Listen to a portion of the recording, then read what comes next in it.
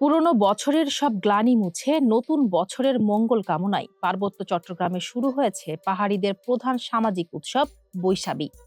রোববার 12 এপ্রিল ভোরে রাঙামাটির কাপ্তাই হ্রদ ও বান্দরবানের সাঙ্গু নদীতে ফুল ভাসানোর মধ্য দিয়ে 3 দিনব্যাপী এই উৎসবের সূচনা হয়।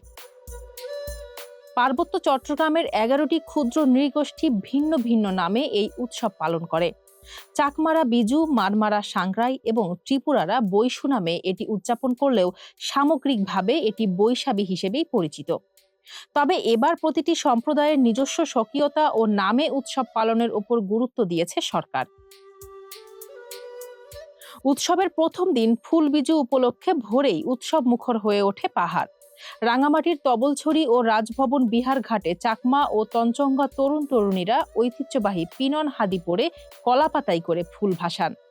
গঙ্গা দেবীর কাছে প্রার্থনা করা হয় আগামীর সুখ ও শান্তির জন্য।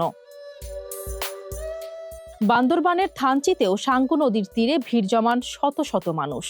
স্থানীয়দের বিশ্বাস, পানিতে ফুল ভাসানোর মাধ্যমে পুরনো বছরের দুঃখ ও পাপাচার বিদায় নেয়।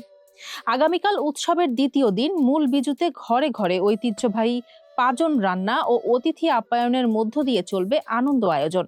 সব ভেদাভেদ ভুলে পাহাড়ে এখন বইছে সম্প্রীতির জোয়ার। ফারজানা হাসিন, মানবকণ্ঠ।